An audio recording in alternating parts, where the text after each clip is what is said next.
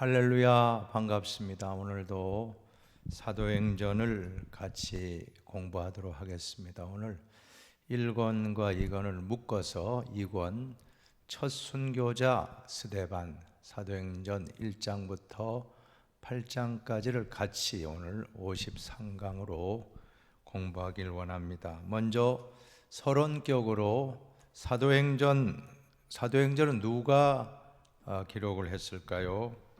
누가복음을 기록했던 누가가 기록을 했습니다. 사도행전의 주제 구절은 사도행전 1장 8절입니다. 사도행전은 누가복음에 보면 누가 수신자입니까?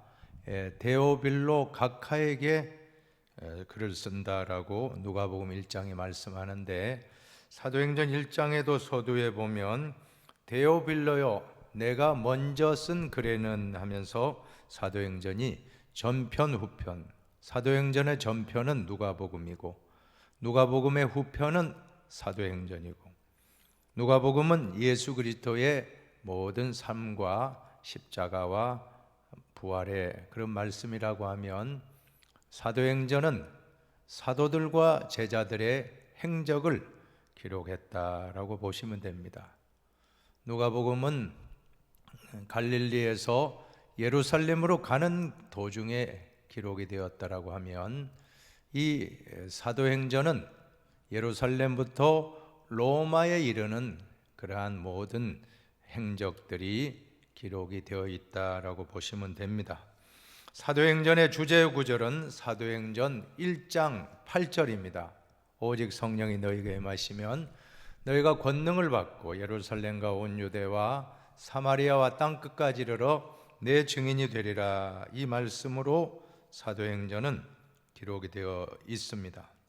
그래서 초대교회 성령이 임한 이후로 초대교회가 시작이 되는데, 특별히 예루살렘 중심으로 1장 6절부터 8장 1절까지는 예루살렘, 그 다음에 온 유대는 바로 8장 2절로부터 11장 18절, 그리고 유대와 사마리아입니다. 유대와 사마리아는 8장 2절로 11장 18절이고, 또 땅끝까지에 대한 말씀은 사도행전 11장 19절로 28장 31절까지, 그러니까 예루살렘에서 유다와 사마리아로, 그리고 땅끝까지 복음이 전파된, 로마까지 복음이 전파되는 그러한 내용으로 잘 기록된 책이 바로 사도행전입니다. 특별히 특징은 사도행전의 전반부 1장부터 12장까지는 주로 베드로를 중심으로 기록이 됐기 때문에 어떤 분은 베드로 행전이라고도 부릅니다. 그리고 13장에서 28장까지는 주로 사도 바울을 중심으로 기록이 되어 있기 때문에 바울 행전이라고도 하는데, 저는 그보다는 성령 행전이라고 저는 믿습니다. 표면적으로는 베드로가 중심이 되고, 표면적으로는 바울이 중심이 되고, 표면적으로는 빌립, 스데반, 여러 그런 등장인물들이 나오지만, 이면에 모든 것을 이끌고 나가신 분은 성령님이시다라고 하는 것입니다. 그러므로 베드로 행전, 사도 행전보다는 성령 행전이 맞다라고 저는 믿습니다. 그러니까 사도 행전의 또 다른 별칭은 성령 행전이다. 성령님이 역사하신 그 모든 말씀들을 잘 기록하고 있다는 것을 우리가 아시면서, 이제 오늘 사도행전 첫 순교자 스데반에 대한 말씀을 같이 공부하길 원합니다. 한번 서론 부분을 같이 한번 읽어보겠습니다. 같이 읽습니다. 사도행전은 예수 그리스도로부터 시작된 구원의 복음이 어떻게 온 세상으로 전파되어 나갔는가를 가르쳐주고 있습니다. 이미 복음서에 나타난 바와 같이 이 구원의 복음은 민족과 국경을 초월해서 온 인류에게 미치는 은혜의 선물입니다. 이와 같이 복음이 온 세상에 전파되어 나가는 것을 용이하게 만든 하나의 사건이 스데반의 순교입니다. 스데반의 순교에서 절정을 이룬 유대교들의 기독교인 핍박은 예루살렘에 머물러 있던 그리스도인들을 어쩔 수 없이 사방으로 흩어지게 하였습니다. 그렇지만 우리는 이와 같은 비극적인 사건을 통해서 복음이 이방 지역에 보다 신속하게 전파되어 가는 것을 보면서 하나님의 깊은 섭리를 알게 됩니다. 전화위복 혹은 위기는 기회라고 하는데 위기 속에 기회가 숨어 있다는 것입니다.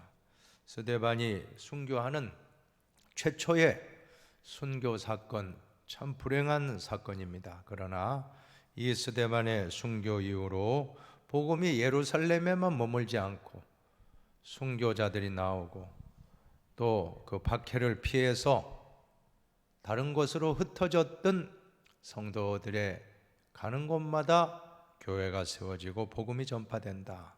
그것이 바로 예루살렘에서 유다와 사마리아로 그리고는 로마까지 땅끝까지 복음이 전파되는 그런 과정이 바로 합력하여 손을 이루신 하나님의 그러한 섭리였다라고 하는 것입니다. 자, 생각을 여는 질문 같이 한번 읽어봅니다. 교회의 구제가 헬라파 교회 지도자들이 선출되기 전에는 헬라파 과부들에게는 돌아가지 않았던 것처럼 우리가 교회에서나 지역사회에서 생활하면서 무의식적으로 사람들을 차별하지는 않습니까? 차별에 대한 문제점. 교회 내에 과연 차별이 있다라고 하면 바른 모습은 아닐 줄로 압니다.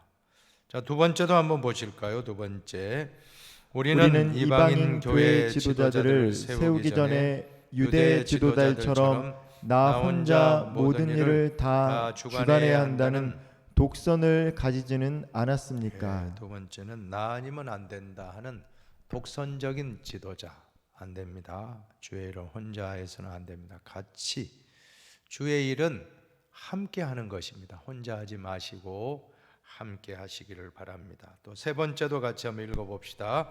우리는 손으로 지은 성전이 지닌 한계를 분명히 인식하면서도 때론 흩어지는 교회를 거부하고 교회 안으로만을 고집하지는 않았습니까? 또 네 번째도 같이 보십시다. 스데반이 구약에 나타난 이스라엘 백성들의 불순종을 통렬히 지적하면서 무리들을 책망하자 유대인들은 마음에 찔림을 받으면서도 분노에 못 이겨 스데반을 돌로 친 것은 우리에게 무엇을 가르쳐 주고 있습니까? 이 말씀들도 한번 우리가 오늘 공부하는 가운데 다 이 주제를 함께 깨우치는 시간 되기를 바랍니다. 용어의 해설입니다. 첫 번째로는 디아스포라 유대인이 있는데 한번 같이 읽어보십시다. 주전 722에서 721년에 이스라엘이 아수르에게 멸망당한 것을 시점으로 팔레스타인 이외의 지역으로 흩어져 유대인의 종교적 규범과 관습을 지키는 유대인들을 가리켜 디아스포라 유대인이라고 한다. 한마디로 흩어진 씨앗이란 뜻입니다. 디아스포라. 그러니까 해외 교포들입니다.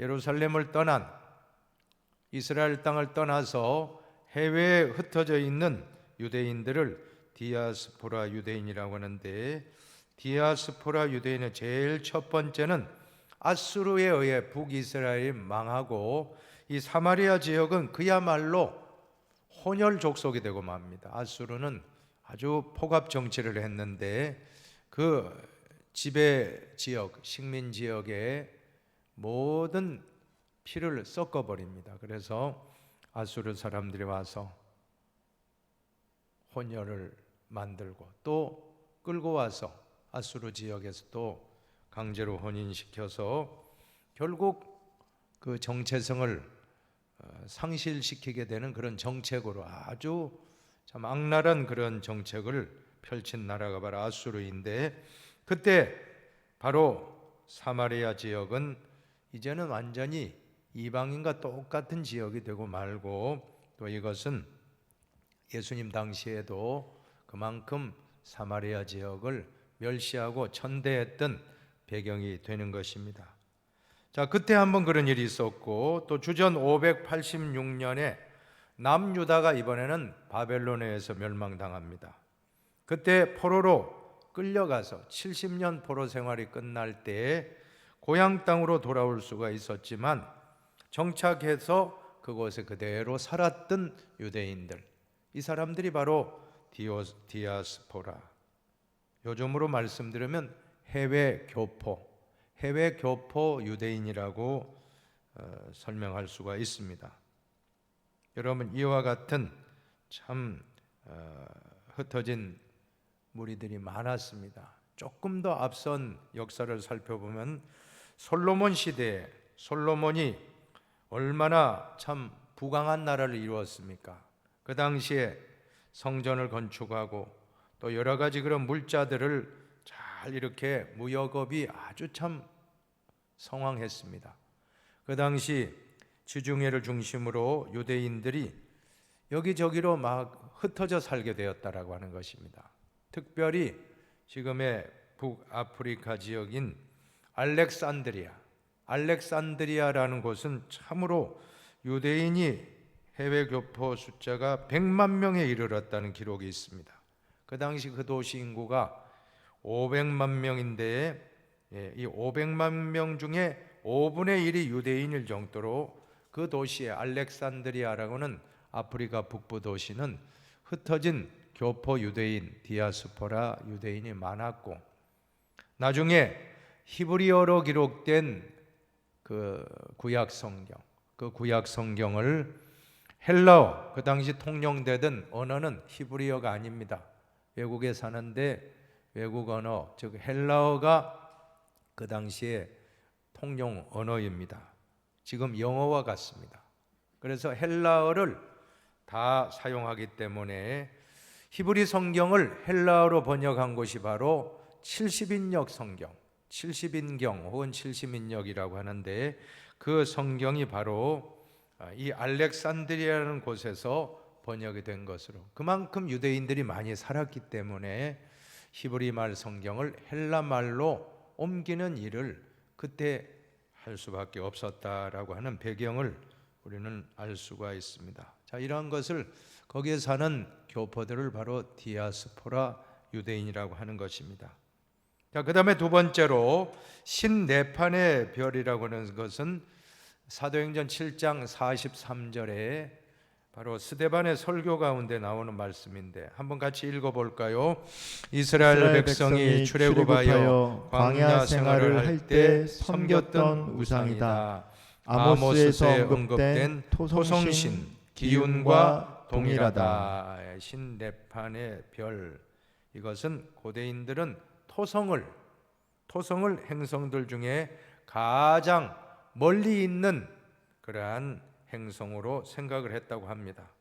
따라서 고대인들에게 토성은 하늘을 지나는 가장 느리고 변함없이 운행하는 것으로 이해되었고, 태양이 지닌 상징성, 안정성, 어려움, 진실, 그것을 토성에도 적용시켜서 신으로, 마치 태양신을 숭배하듯이 토성신을 숭배하는 것이 바로 신레판, 신은 바로 신을 뜻하는 거고, 레판이라는 이름, 레판의 별이라는 것이 바로 토성을 숭배하는 그러한 사람들을 일컫는 것입니다. 토성의 공전 주기가 30년이라고 하는데, 그때가 되면 토성은 어김없이 30년에 한 번 나타나는 겁니다. 변함없이 나타나고, 그래서 고대인들은 토성을 신으로 섬겼다라고 하는 것입니다. 이제 시대적인 배경을 보십시다. 예루살렘 교회 갈등인데, 여러분, 초대교회는 예루살렘에서 시작이 되었죠. 예루살렘 교회가 최초의 교회인데, 자, 그 말씀 그대로입니다. 예수님이 말씀하신 대로 성령이 너에게 임하시면 너희가 권능을 받고 예루살렘과 온 유대와 사마리아 땅끝까지 이르러 내 증인이 되리라. 이 말씀대로 기록된 책이 바로 사도행전이라고 했습니다. 가장 먼저 설립됐던 초대 예루살렘 교회 공동체가 어떤 갈등을 겪게 되었습니까? 본토의 히브리파 유대인들과 또 헬라파 유대인들, 즉 아까 디아스포라, 해외에 이렇게 살던 사람들이 또 예루살렘에 와서 신앙생활을 같이 하는데, 자, 이 두 부류의 사람들이 갈등을 일으켰다라고 하는 것입니다. 한번 우리 같이 읽어보십시다. 쭉 한번 자막을 한번 같이 읽습니다. 초대교회의 처음 선교 대상은 유대인들이었다. 그러나 초대 그리스도교가 유대교로부터 분리되어 독자적인 종교로 성장하기 시작하면서 두 종교 사이의 관계가 대립과 긴장의 관계로 악화되어 유대인을 대상으로 한 선교 활동은 별다른 성과를 얻지 못하게 되었다. 이즈음 초대 그리스도교는 이미 이방 지역으로 확대되어 이방인들을 위한 선교 활동을 활발히 전개했으며, 그 결과로 초대 그리스도교 안에 이방인 출신 그리스도인들의 수는 날로 증가하게 되었다. 물론 이방 지역에 흩어져 살던 디아스포라 유대인들로부터의 개종자 수요도 상당수 늘어나게 되었다. 그 결과 헬라파 유대인들과 히브리파 유대인들 사이에 갈등이 일어나게 되었는데, 그 원인은 구제 문제였다. 이러한 문제를 해결하기 위해서 초대교회는 7명의 지도자를 선택하게 되었다. 처음에 제자들이 오순절에 성령을 받고 성령 충만, 사도행전 2장에 보면 오순절에 성령이 바람처럼 불처럼 임합니다. 그래서 성령 충만을 받은 사람들이 특별히 처음에는 예루살렘에 유대인들에게 복음을 선포했을 때 3,000명이 돌아오는 기적과 같은 역사가 일어났던 것입니다. 베드로가 설교했는데 3,000명의 예루살렘 사람들이 돌아오게 되었습니다. 그러나 이러한 역사에도 불구하고 점점 더 핍박이 심해요. 베드로와 요한은 유대인들에게 큰 극심한 박해를 받습니다. 매를 맞기도 하고 감옥에 갇히기도 하고 죽임 당하는 경우도, 스데반은 순교당하게 된 것입니다.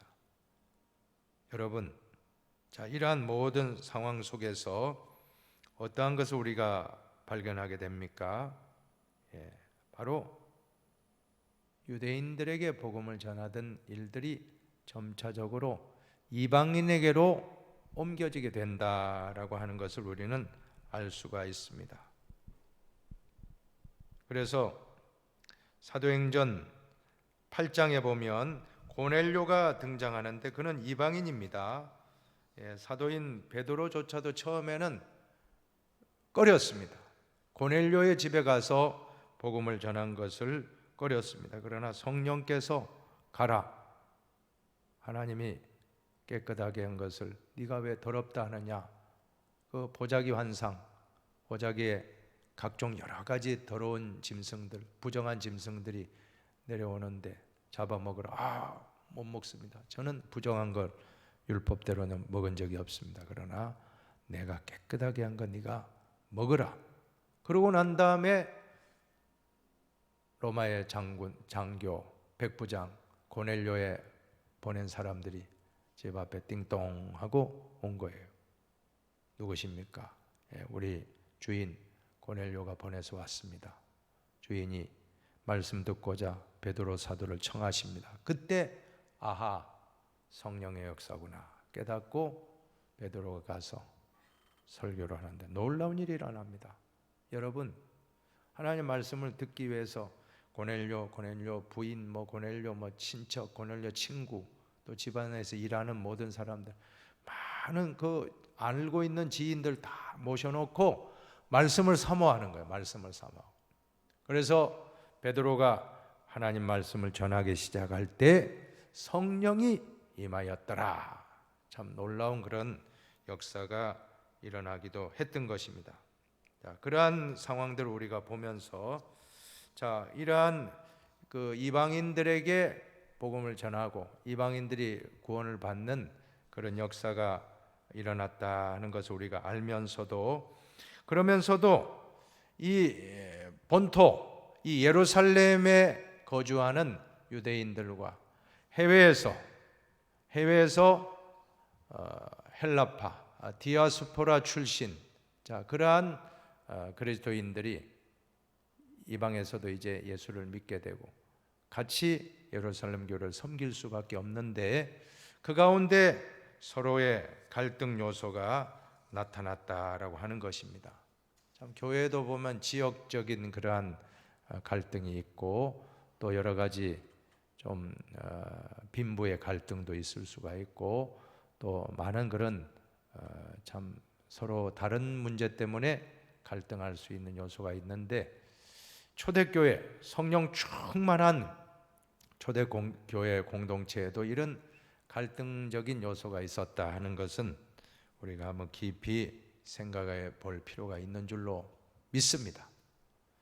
자, 오늘 말씀의 해석 부분을 한번 보실까요? 말씀의 해석을 보면 새로이 등장한 이방인 지도자들이 첫 단락입니다.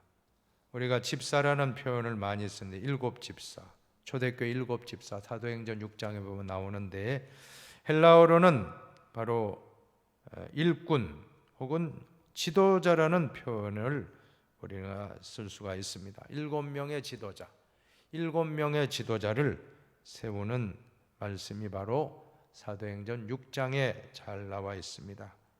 자, 선택된 동기를 같이 한번 읽어보실까요? 함께 읽어봅니다. 사도행전 6장에서 초대교회 안에 원망과 불평이 있었음이 드러나고 있다. 그 원망과 불평은 교회 안의 구제금 사용에 있어서 헬라파 유대인들이 히브리파 사람들보다 손해를 보고 있기 때문이었다. 헬라파 과부들이 구제 대상에서 자주 제외당하는 일이 발생하여 이방계 그리스도인들의 불평과 원망이 생기게 되었다. 교회 안에 공평하게 나누지 못한 일이 발생되고 그래서 갈등이 일어났다는 것입니다. 참 어떻게 보면 서두에 말씀드린 그런 차별의 문제가 생기고 만 것인데, 자, 이러한 것들을 참 문제가 우리는 깊이 한번 돌아봐야 될 줄로 압니다. 자, 여기서 한번 이러한 구제금이 어디서 나왔을까? 아마 성도들의 헌금, 특별히 바나바와 같은 분은 어떻게 했습니까? 자신의 전 재산을 팔아서 교회에 성령 충만하고 칭찬받는 종, 이 바나바는 자신의 전 재산을 교회에 이렇게 내어놓았다라고 하는 것을 우리는 알고 있습니다. 여러분, 그런 바나바, 근데 또 반면에 또 사도행전 5장에 보면 아나니아와 삽비라는 다 판 것처럼 해놓고는 일부를 감추었습니다. 일부를 감추고 다 팔았다라고 성령을 속이다가 한날 한시에 두 내외가 아나니아 남편 삽비라 부인이 성령을 속인 일 때문에 죽게 되는 그러한 참 아주 어떻게 보면 참 무서운 사건이 있었습니다. 아니 반쯤 바쳤으면 대단히 많이 바쳤죠. 우리는 지금 10의 1조도 참 대단하게 바친다고 생각하는데 10의 5조쯤 했는데 만약 죽었다. 여러분 무서워서 신앙생활 하겠습니까? 네, 그러나 그 당시 초대교회가 설립되는 당시에 교회의 순결성, 교회의 거룩성, 그냥 반을 팔아서 반을 드렸다 하면 되는데 바나바를 보니까 많은 사람들이 다 존경하고 야 바나바 사도 대단하다. 어떻게 전 재산을 바치나 이런 칭찬받는 걸 보고 이 아나니아 삽비라도 아마 그런 시기심에서 헌금을 했는지 모릅니다. 그런데 절반 바치면 절반 바쳤다 하면 괜찮은데 다 바쳤다 하고는 속였어요. 이게 전부냐? 전부입니다. 사도를 속이고 성령을 속이다가 아나니아가 즉사하고 또 그 부인이 들어와요. 장례 치르고 시신을 들고 나갔는데 부인이 또 왔는데 전 재산 판 거 맞소 하니까 베드로에게 아, 맞습니다. 입에 침도 안 바르고 거짓말하니까 한날 한시에 아나니아가 죽은 것처럼 삽비라도 죽었더라. 이것은 상징성입니다. 처음 시작하는 초대교회의 거룩성, 순수성을 보존하기 위해서 성령께서 강하게 역사했다는 것입니다. 우리가 흔히들 시범 케이스라는 게 있지 않습니까? 시범 케이스. 어떤 제도가 시작될 때 다들 몸을 사립니다. 시범 케이스에 걸리면 꼼짝 못해요. 빼줄 수도 없습니다. 어떻게 보면 영적인 의미에서 첫 예루살렘 교회가 시작되고 거룩한 교회, 성결한 교회로 가야 되는데 이 아나니아 삽비라 사건이 일어났을 때 하나님은 강하게 역사하여서 두 사람의 생명을 거두어 가셨다. 교회는 거룩해야 됩니다. 교회는 성결돼야 됩니다. 자, 이런 것들을 우리가 잘 참조하시면 될 줄로 믿습니다. 자, 그러한 재산, 그러한 헌금, 그러한 것을 가지고 또 어려운 사람들, 과부들, 나그네, 고아와 성경에 보면 그런 어려운 사회적 약자를 도우라고 말씀하지 않습니까? 초대교회가 그렇게 그러한 헌금, 그러한 기부금을 가지고 헌금을 가지고 가난한 사람들을 돕는데 안타깝게도 예루살렘 중심에 있었던 히브리파 유대인들의 그 그리스도인들은 구제가 다 받았는데 밖에서 온 교포 출신, 디아스포라 출신 이 헬라파 유대 과부들은 누락이 됐다는 겁니다. 여기에서 그냥 폭발이 된 겁니다. 분쟁이 되고 문제가 되었습니다. 자, 그때 7 집사님들을 선택하게 되는데 한번 같이 읽어보십시다. 누가의 기록에 의하면 12 사도들이 구제하는 일이나 접대하는 일로 인해 하나님의 말씀 전하는 일을 소홀히 하는 것이 마땅치 않기 때문에 구제하는 일이나 접대하는 일을 별도로 전담할 사람으로 7 사람을 선택하게 되었다. 즉 기도하는 일과 말씀 전하는 일은 12 제자에게 그리고 구제나 접대하는 일은 7 사람에게 분담시키기로 한 셈이다. 예, 정말로 참 이때 본받을 점은 그러한 일이 있었을 때 사도가 어떻게 했습니까? 그 사도들이 먼저 우리가 잘못했다. 예, 탓하지 않았어요. 히브리파 사람들 왜 텃세 부르느냐, 헬라파 사람들 왜 그거로 상처 입고 그 정도밖에 되지 않느냐, 어린아이냐, 왜 그렇게 넋두리 하느냐 하고 성도를 탓한 게 아니고 우리가 잘못했다. 우리가 말씀도 전해야 되고 기도도 해야 되고 구제까지도 우리가 다 하니까 이런 일이 발생되었다라고 하면서 내 탓이요 한 겁니다. 한번 해봅시다. 내 탓이요. 내 탓이요. 내 탓이요. 내 탓이요. 성도 탓하지 않고 히브리파 사람 탓하지 않고 헬라파 과부들 탓하지 않고 성도를 탓하지 않고 사도들 스스로가 우리가 말씀과 기도를 제쳐놓고 이 구제 업무를 재정 출납의 사역까지 감당한 것이 우리가 잘못했다. 자, 그러면서 이제 7명의 지도를 택하는데 사도행전 6장 3절에 보면 그 자격 요건이 나옵니다. 사도행전 6장 3절에 보면 성령과 지혜가 충만하여 칭찬받는 사람 7을 택하라라고 말씀합니다. 5절에 보면 또한 믿음과 성령이 충만한 사람이라고 말씀합니다. 자, 그와 같은 인재들을 잘 선별해서 교회를 세워나갈 때 얼마나 참 교회가 든든해지지 않습니까? 여러분 목회자 혼자만 사역을 다 한다고 해보세요. 금방 쓰러질 거예요. 우리 1000명의 교인들이 있는데 나 혼자 다 한다면 저 아마 말씀 전하고 다 돌아보고 신방 다 하고 또 뭐 여러분들 모든 걸 저 혼자 다 한다면 감당하겠습니까?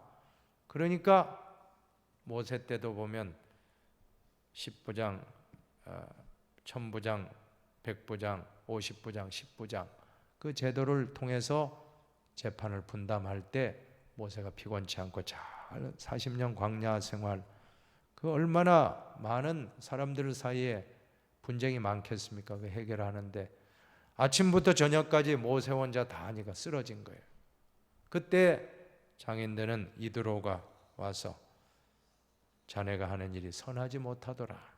내가 제안을 하는데 중요한 재판은 자네가 하겠지만 천부장, 백부장, 50부장, 10부장을 세워서 각자 재판을 하게 하고 중요한 일만 결정하게 하면 훨씬 수월할 것이다. 자, 이것이 바로 지혜입니다. 하나님의 성령의 사람은 지혜가, 하나님이 지혜를 주신다라는 걸 우리가 깨닫고, 자, 이 사도들도 이와 같은 초대교회 어려움을 잘 슬기롭게 극복하고 있다라고 하는 것입니다.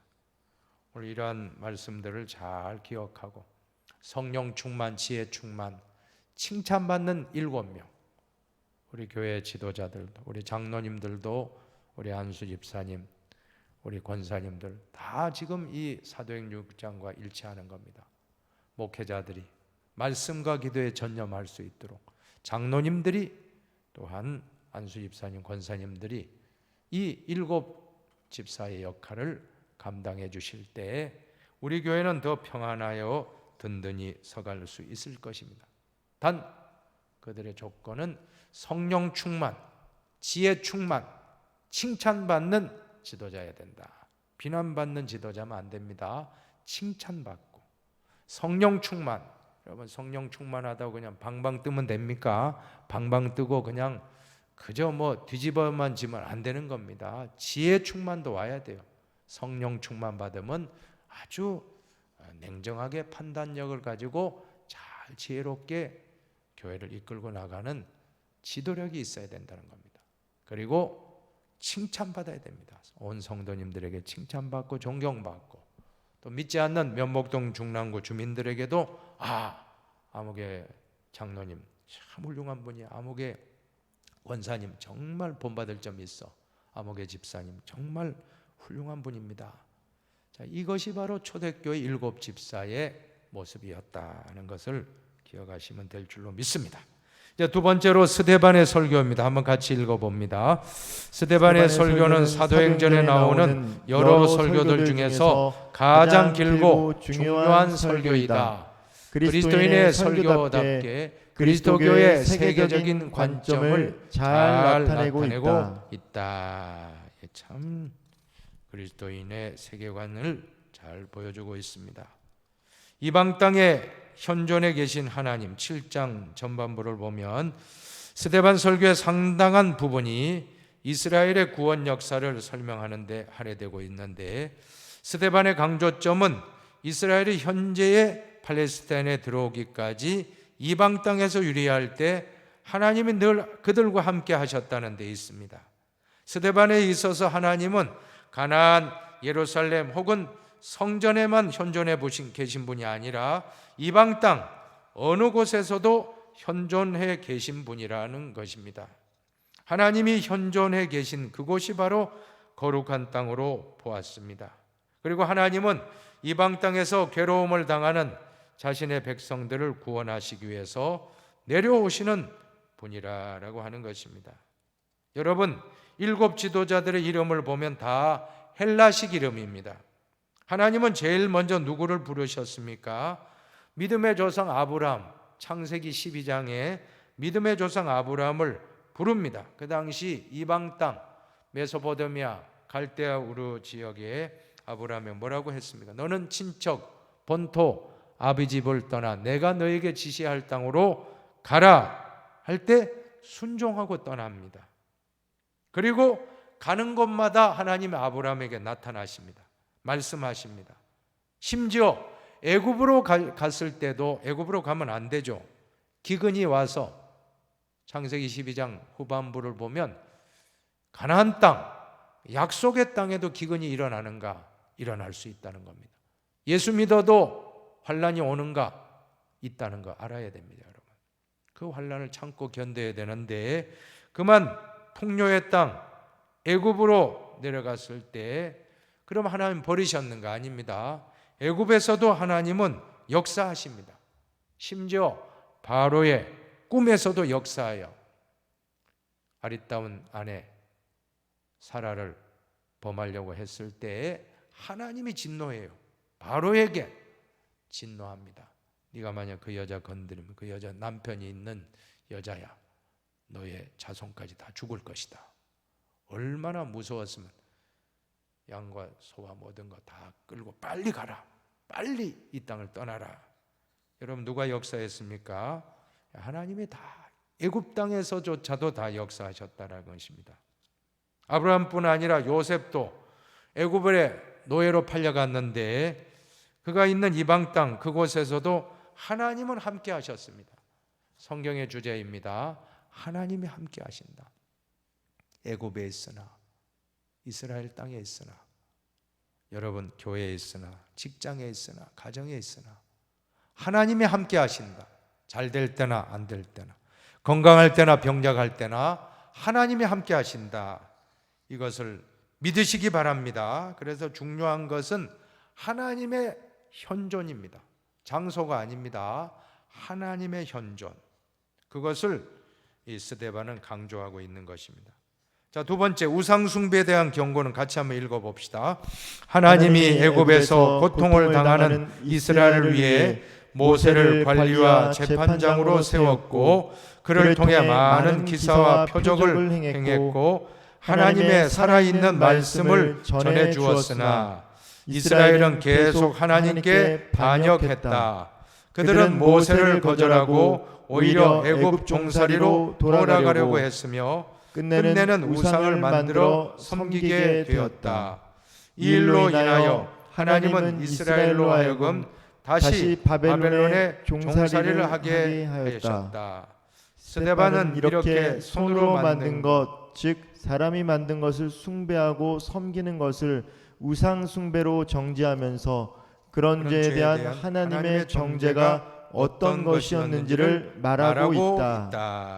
자, 이것은 바로 이스라엘 백성들이 약속의 땅에 이렇게 참 들어왔고 그렇게 참 좋은 하나님을 섬기면서도 바알의 우상을 숭배, 아세라 우상을 숭배하고 결국 그로 말미암아 바벨론에 의해서 북왕국 이스라엘은 아수르에 의해서 남유다는 바벨론에 의해서 멸망당하는 아픔을 겪게 되었다.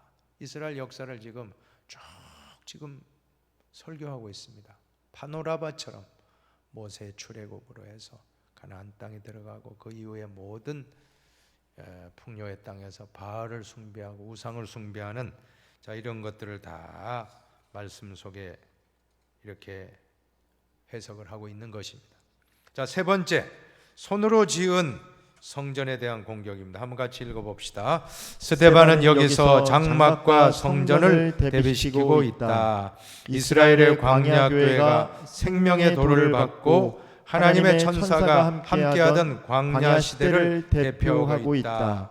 장막은 하나님이 시내산에서 모세에게 일러준 대로 만든 것이며 이스라엘이 가나안을 정복할 때 하나님이 늘 이스라엘과 함께 동행하셨던 것을 상징하고 있다. 장막이라는 것은 성막, 타버너클이라고 해서 하나님의 임재의 상징인데 스데반은 지금 성전보다도 바로 장막, 과거 이스라엘 백성들이 출애굽 광야 시대에 이 장막, 모세가 시내산에 받은 그 식양대로 만든 그 하나님의 설계 도면대로 만들었던 이 성막을 강조하면서 성막이 이스라엘 백성들을 언제나 하나님의 임재 가운데 성막의 구름이 내려오면 불기둥이 오면 거기에 머무르고 구름이 떠올라서 이제는 전진하라고 하면 또 전진하고 40년 동안 하나님의 전적인 지시를 받고 옮겼다라고 하는 것입니다. 이것이 바로 장막인데 그러나 성전은 어떻습니까? 솔로몬이 하나님을 위해 지은 집으로서 한 장소에 고정되어 있을 뿐이라는 것입니다. 하나님은 손으로 지은 곳에 계시는 분이 아니라고 강조하면서, 즉 사람이 만든 작은 건물이 하나님께서 안식할 처소는 되지 못한다는 것입니다. 왜냐하면 하늘이 하나님의 보좌시고 땅은 발등상이시고 곧 이 우주와 세계 모든 것이 하나님이 임재하는 곳, 하나님의 거처다. 그래서 하나님은 뭐라고 합니까? 나를 위하여 무슨 집을 짓겠느냐 반문하셨다라고 하는 것입니다. 하나님이 안 계신 곳은 없습니다. 하나님은 어디에나 계신 분이십니다. 믿습니까? 어떤 일도 하시는 분, 전능하신 하나님, 어디에나 계신 무소부재하신 하나님. 성전, 솔로몬 성전에 갇힌 하나님이 아니고 우주 만물에 다 계신 하나님이다. 유대인들, 그 당시에 유대인들의 편협한 그러한 관점을 이렇게 스데반의 설교를 통해서 잘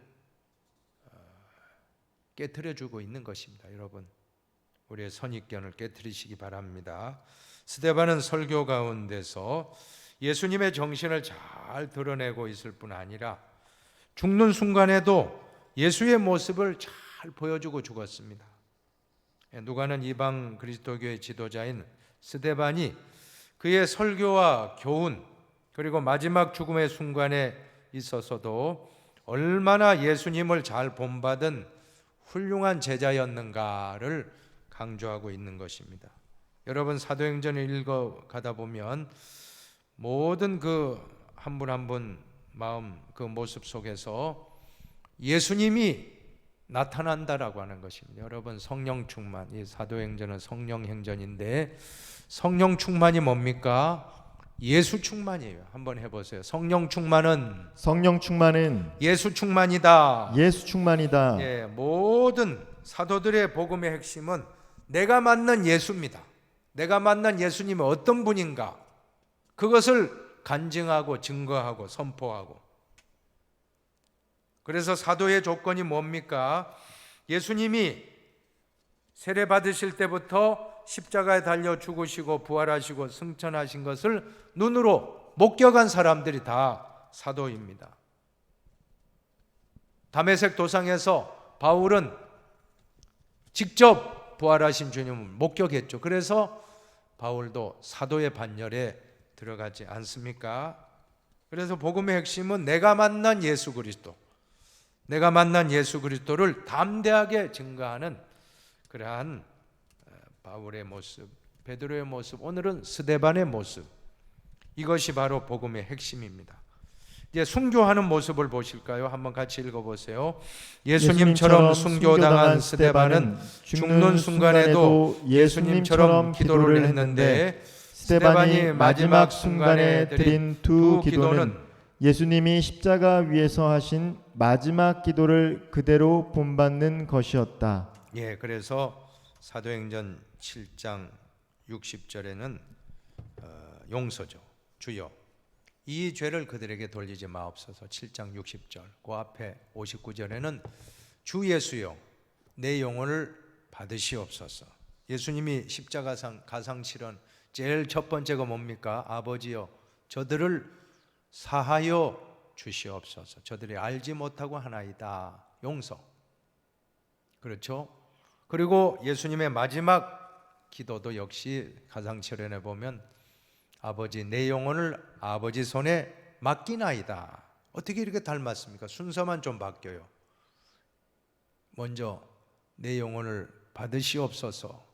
스데반입니다. 죽어가면, 돌에 맞아 죽어가면서 얼굴은 천사와 같이 빛났는데 어떻게 했습니까? 어디 두고 보자, 너희 놈들 다 지옥 갈 거야. 그게 아니고 아버지, 주여, 이 죄를 돌멩이 던지는 저 유대인들의 죄를 그들에게 돌리지 마옵소서. 참, 정말 순교자는 다릅니다. 여러분, 순교당하는 분들, 우리가 기록물을 보는 책을 보면 다 이렇습니다. 순교당하면서 어디 한번 이빨을 뿌드득 뿌드득 갈면서 너희 놈들 한번 보자, 내가 너희들 제대로 잘 사나 한번 보겠다 하고 이래 죽는 게 없어요. 순교자는 그냥 아버지, 저들을 용서해 주옵소서. 저들에게 죄를 돌리지 말아 주옵소서. 그러고는 아버지 내 영혼을 아버지 손에 맡기나이다. 예수님의 마음입니다. 예수 마음이 아니면 순교 못합니다. 예수 마음 품고 스데반은 마지막 순간에 예수의 모습으로 이렇게 참 떠나갔던 것입니다. 작은 예수죠. 우리도 한번 해봅시다. 작은 예수가 됩시다. 작은 예수가 되옵시다. 스데반도 베드로도 사도 바울도 다 예수 닮다가 마지막까지 죽는 순간까지 예수님의 모습을 나타내고 떠나갔던 것입니다. 이것이 바로 오늘 우리에게는 큰 교훈이 되는 것입니다. 잘 오늘 초대교회 최초의 순교자 스데반을 살펴봤는데 너무너무나도 예수님을 닮았다. 예수님의 모습이다. 작은 예수구나. 우리도 저렇게 살다 가야 되는데 우리는 너무나도 육신의 모습입니다. 우리가 스데반의 모습을 우리 삶 그렇다고 여러분님 다 순교하라고 하는 말씀 아닙니다. 순교하고 싶어도 여건이 안 되면 못 합니다. 지금 우리가 공산치하라든 일제치하 그럼 그런 일이 있겠죠. 그러나 현재로는 무엇이 순교하는 신앙입니까? 자기를 부인하고 자기 십자가를 지고 나를 따를 것이니라. 가정에서 욱하고 올라오는 거죠. 아내 때문에 확 하다가 죽이면 순교입니다. 남편 때문에 확 하고 막 욕이 나올라다가 꾹 참으면 순교한 거예요. 자식 때문에 얼마나 속색이고 부모 마음 아프게 하고 그때 잡아먹을 것처럼 욕하고 싶고 화내고 싶지만 주여 용서하옵소서. 그때 순교입니다. 그것이 여러분의 모습이 된다면 여러분도 스데반입니다. 여러분도 사도 바울입니다. 여러분도 예수 그리스도의 제자가 되었다. 여러분 믿으시고 내가 죽으면 한번 따라합시다. 내가 죽으면 예수가 살고 내가 살면 예수가 죽는다. 자아를 죽이는 것이 순교입니다. 지금 현 시대의 영적인 순교의 의미를 잘 기억하시기 바랍니다. 이제 신학적 의미 좀 시간이 많이 갔습니다만 오늘 두 가를 묶어서 하다 보니까 양해 바랍니다. 자, 신학적 의미는 예루살렘 교회의 변질입니다. 한번 같이 읽어봅니다. 최초의 교회인 예루살렘 교회는 부활의 후속 공동체였고 또한 하나님 나라의 임재를 소망하면서 증언하는 하나님 백성 공동체였던 것이다. 그러기에 그것은 하나님 나라를 미리 경험하고 또 그 완성을 소망하는 종말론적 공동체이기도 했던 것이다. 이러한 종말론적 공동체로서의 초대교회는 무엇보다 먼저 예배를 통하여 하나님과의 만남을 이어갔다. 이 예배는 예수 그리스도의 십자가와 부활 사건을 기억하고 감사하고 찬양하며 축하하는 하나님 백성 공동체의 역사적 재현이었다.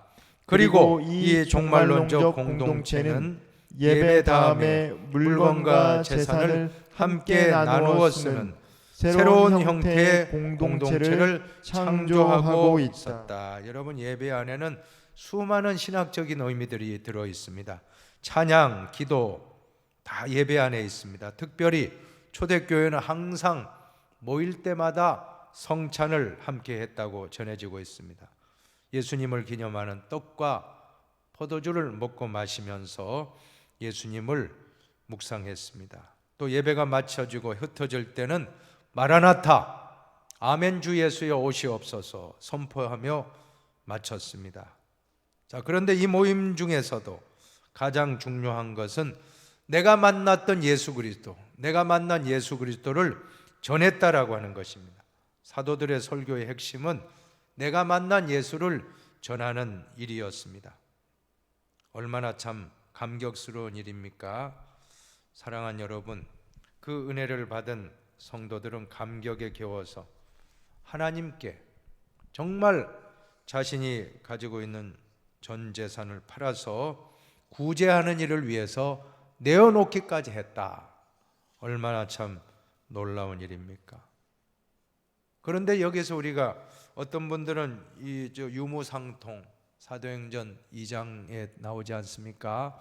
유무상통해서 자기 것을 내놓고 사도행전 4장에도 보면 또 그런 바나바가 내놓고 하는 그런 말씀을 통해서 여기에서 공산주의 사상이 나왔다라고 하는데, 공산주의와 초대교회의 차이점은 분명합니다. 무엇입니까?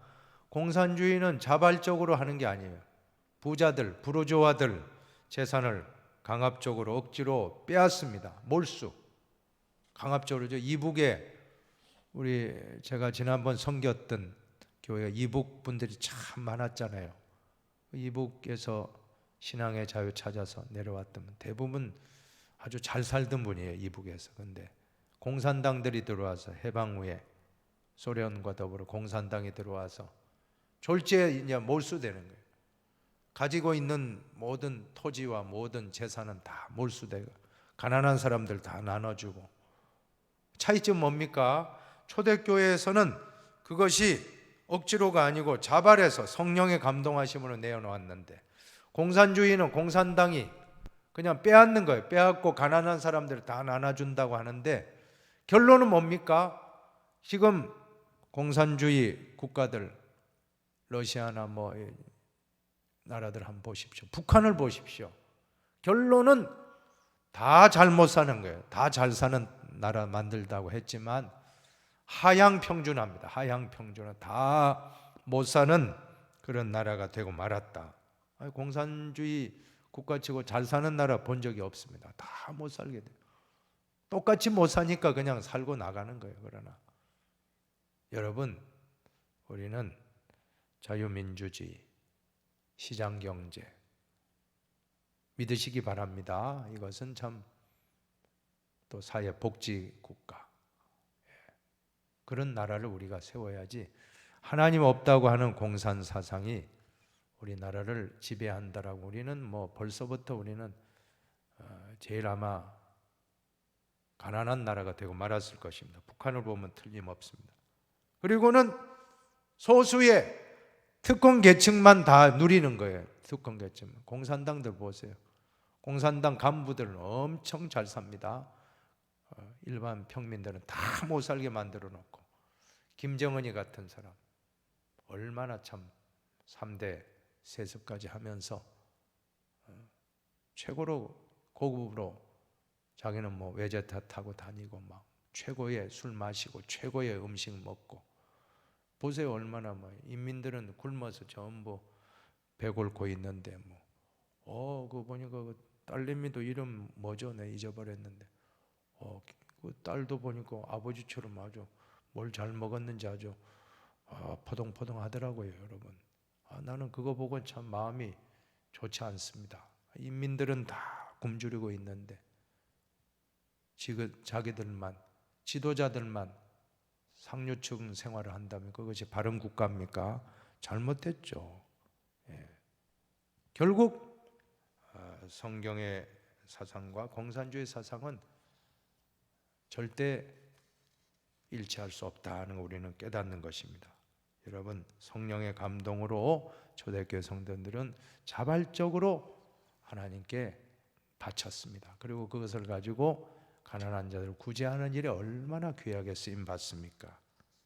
자, 그런데 이러한 교회가 변질된 것은 이방 땅에서 살던 디아스포라 유대인들과 또한 이방인들 출신의 그리스도인들이 들어오면서 구제 문제로 발생하게 되었습니다. 그리고 바로 이 갈등 뒤에는 율법을 지켜온 성전을 유일한 하나님의 임재의 자리로 신봉해온 유대인 그리스도인들의 인종적, 종교적 우월주의가 자리 잡고 있었다는 것입니다. 그들은 그리스도의 생명력보다 인간이 손으로 만든 종교성과 제도적 우월주의를 선택하는 순간부터 공간의 신학, 장소입니다. 장소의 신학, 장소 중심주의, 플레이스 센트럴리즘이라 그 책에도 나오죠. 교재에도. 공간의 신학, 장소 중심, 이러한 성전지상주의 신학으로 변질되고 전락하고 말았다는 것입니다. 여러분, 오늘 우리는 이러한 공간에 매이면 안 됩니다. 하나님이 요 교회만 있다, 그 잘못된, 너무 협소한 것입니다. 물론 우리 하나님을 만나러 교회 와서 예배드리고 하는 건 참 소중한 일이지만, 진짜 예배는 언제 시작된다 합니까? 이 예배당 바깥을 나가는 순간 진짜 예배가 시작된다고 하지 않습니까? 가정에서, 직장에서, 사업장에서, 동네에서 우리의 모습이, 예수의 모습이 나타나야 되는데, 교회에서는 예수의 모습 나오는데 세상에 가면 전혀 믿지 않는 사람은 똑같은 욕심 부리고 돈을 따르고 권력과 명예를 따라간다면 우리는 참 부족한 모습이 아닐 수가 없습니다. 자, 이제 두 번째로 보십시오. 두 번째, 공간주의, 제도주의를 넘어선 하나님의 새로운 역사. 같이 한번 읽어봅시다. 그러나 놀라운 일은 하나님이 이 갈등을 들어 그의 새롭고도 놀라운 역사를 이어가신다는 사실이다. 유대인들에 의한 스데반의 죽음은 죽음으로 끝나고 마는 것 같이 보였다.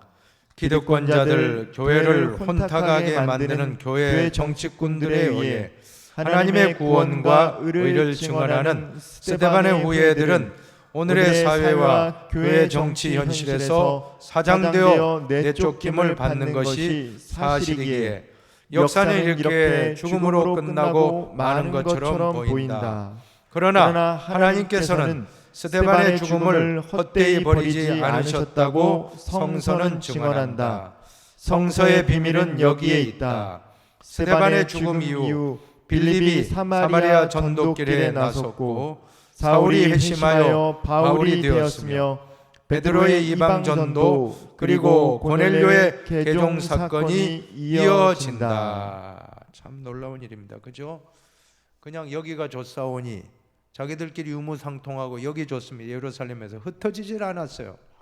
근데 스데반 사건 이후로 흩어졌다고 합니다. 성경에 보면, 사도행전에 나와요. 어디로? 유대로, 사마리아로 흩어져서 예루살렘만 있던 성도들이 핍박 때문에 여기저기로 신앙의 자유를 찾아서 흩어졌는데, 가는 곳마다 교회가 세워지고 가는 곳마다 복음이 전파되니 성경 그대로요. 사도행전 1장 8절 같이 예루살렘과, 스데반 순교 전에 예루살렘입니다. 순교 후에는 유대와 사마리아, 빌립의 사마리아 전도 나오지 않습니까? 그리고 또 사도 바울이 개종해요. 그 순간 스데반이 돌에 맞아 죽는 그때 누가 있었습니까? 사울이라는 청년이 옷을 지키고, 돌 던지는 사람 옷을 지키고 또 손 들었어요. 돌 던지는 거 찬성하니, 찬성합니다. 그 중에 한 명이 바로 사울인데, 나중에 그 광경 보고 충격받았어요. 아니, 죽어가면서 사람이 저렇게 빛나는가? 죽어가면서 어떻게 축복하고 죽는가? 아주 마음이 불편한 거예요. 내가 진짜 예수가 누구길래 스데반 저 사람은 죽어가면서도 저렇게 얼굴이 밝은가 하고 충격받았습니다. 그런데 또 한편으로는 또 막갑하잖아요. 그죠? 너무 화가 나니까 될 대로 되라 하고는 더 악랄하게 더 바뀌었어요. 그래가지고는 이 남쪽 끝에서 저 북쪽 다마스커스까지 체포영장 대제사장에게 받아가지고는 자기가 이제 경찰 역할이에요. 예수 믿는 사람 잡아가두는 역할을 하면서 저 다메섹까지 갔으니 얼마나 열심히 특심한 사람입니까? 그래, 가는 도중에 다메섹 좀 왔을 때 환한 빛을 보고 거기서 꼬꾸라지잖아요. 사울아, 사울아, 네가 어째 나를 왜 핍박하느냐? 누구십니까? 나는 네가 핍박하는 예수다. 놀라운 체험하고, 그 이후로는 사도 바울은 예수님 위해서 사는, 스데반의 사건이 바울에겐 큰 충격을 던져줬다라고 성경 해석가들이 다 해석하고 있습니다. 그러니까 스데반의 순교가 헛되지 않은 겁니다. 더 복음이 왕성하게 퍼져나가고, 사마리아 빌립 또 바울을 통해서 전 세계로 복음을 들고 나가게 되고, 또 베드로도 역시 그 다음 사건에 고넬료라고 하는 이방인에게 복음을 전합니다. 이제 다음 시간에 배울 것인데 고넬료가 또 개종하는 사건이 이어집니다. 자, 그러나 이방 선교에 나선 빌립, 바울, 베드로 그리고 개종한 고넬료를 주역으로 만드는 일은 성경을 잘못 보는 겁니다. 그 이면에 성령 하나님이 주역이시라고 하는 것입니다. 사도행전의 목적이 무엇입니까? 모든 걸 주관하시는 분은 하나님이시다 하는 걸 증언하는 것이 사도행전의 목적입니다. 오직 성령이, 주어는 성령입니다. 베드로가 아닙니다. 사도 바울이 아닙니다. 주어는 인간이 아니고 오직 성령이 너에게 임하시면 너희가 권능을 받고 예루살렘, 유다, 사마리아 땅 끝까지 이르러 내 증인이 되리라. 꼭 기억하시기 바랍니다. 이제 성찰과 나눔을 읽고 마칩시다. 첫 번째, 하나님의 구원의 복음은 우주적이고 보편적이다. 그러기에 하나님은 외모를 보지 않으시고 마음의 중심을 취하신다. 이러한 사실을 잊을 때 우리는 자칫 분파주의, 파당주의로 치닫게 된다. 그러므로 우리 신앙인들은 어느 편에도 치우치지 말고 모든 사람을 차별 없이 대해야 하겠다. 좌로나 우로나 치우치지 맙시다. 우리 목회자의 가장 참 중요한 자세, 성도들 한 사람은 똑같이 대하고 좌로나 우로나 치우치지 말고 잘 모든 것을 불편부당하게 하라. 치우치지 말라. 자, 두 번째도 읽어봅니다. 한 사람이 우리는 한 사람이 모든 일을 다 하려고 할 때 빚어지는 혼란상을 우리 주변에서 쉽사리 목격할 수 있다.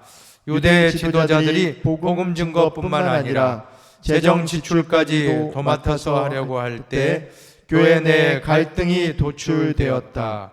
각자의 환경에서 각자의 기능을 성실히 수행할 때 그 공동체는 유기적이고 살아 숨쉬는 공동체가 될 것이다. 나 아니면 안 돼. 제일 위험한 겁니다. 교회에서는 절대 독불장군 되지 마십시오. 나 혼자 하겠다. 좋은 자세 아닙니다. 서로 같이 백지장도 맞들면 쉽다라고 했습니다. 낫다고 했습니다. 우리는 혼자 하지 말고 같이, 임원이십니까? 남성교회 여전대 회장님이십니까? 혼자 하려고 하지 말고 임원들과 언언하고 회원들과 언언하고. 모세 혼자 했다면 쓰러졌습니다. 아론과 훌이라고 하는 좋은 장로님들이 뒷받침했죠. 그리고 또 여호수아라고 하는 좋은 그런 부교역자가 함께 하니까 얼마나 참 40년 광야 지도자로서 완수할 수 있었습니다. 오늘 우리 목사님들 혼자 하려고 하면 병납니다. 좋은 부교역자, 좋은 장로님들, 좋은 권사님들, 좋은 안수 집사님들, 좋은 집사님들, 일곱 집사와 같은 좋은 일꾼들 옆에 붙여주셔서 우리는 잘 할 수가 있는 것입니다. 자, 세 번째도 같이 읽습니다. 우리 인간은 연약하기에 아무리 굳게 결심한 것이라 해도 얼마 있지 않아 지키지 못하는 경우가 많다.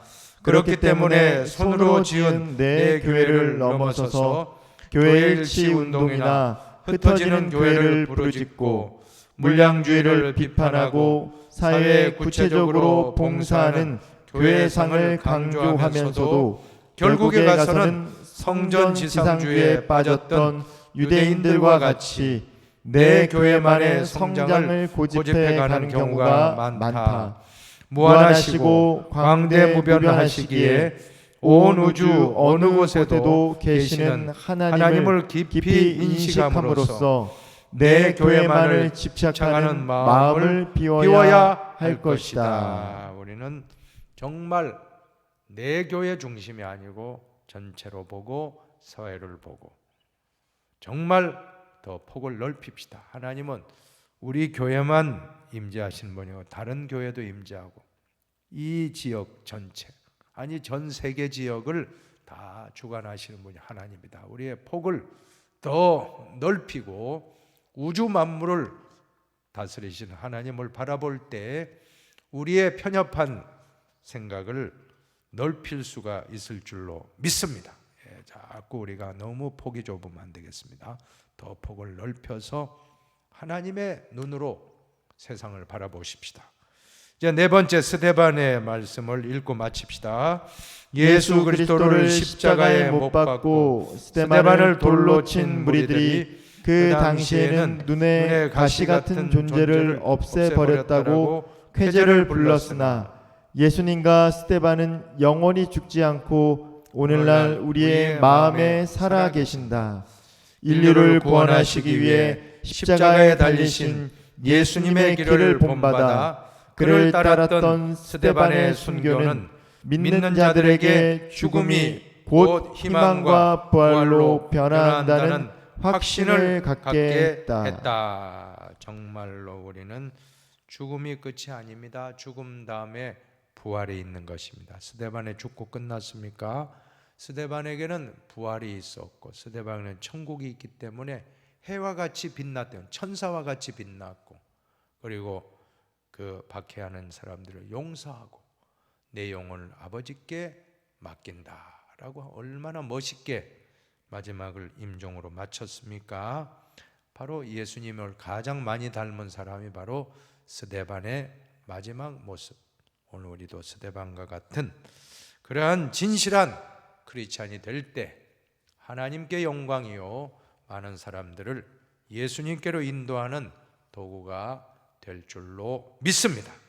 오늘 두 강의를 1장부터 이렇게 묶어서 같이 하다 보니까 조금 시간이 많이 흘렀습니다만은 여러분들에게 도전이 됐기를 바라고, 이제 다음 주에는 바로 이방인 첫 이방인 개종자 고넬료라는 주제로 53강 B를 공부하겠습니다. 성경 본문은 사도행전 10장과 11장이니까 길지 않으니까 꼭 한번 읽어보시고, 고넬료가 어떻게 하나님을 만나고 어떻게 그가 훌륭하게 쓰임받게 되는지를 잘 공부할 수 있게 되기를 바라겠습니다. 한번 제가 기도하고 마치겠습니다. 하나님 아버지 감사합니다. 오늘 첫 순교자 스데반의 말씀, 사도행전 또 개요를 우리가 살펴보았사오니 이 말씀 잘 새기고 우리도 스데반과 같은 작은 예수 다 되게 하여 주옵소서. 감사하며 축복하며 예수님의 이름으로 기도드리옵나이다. 아멘.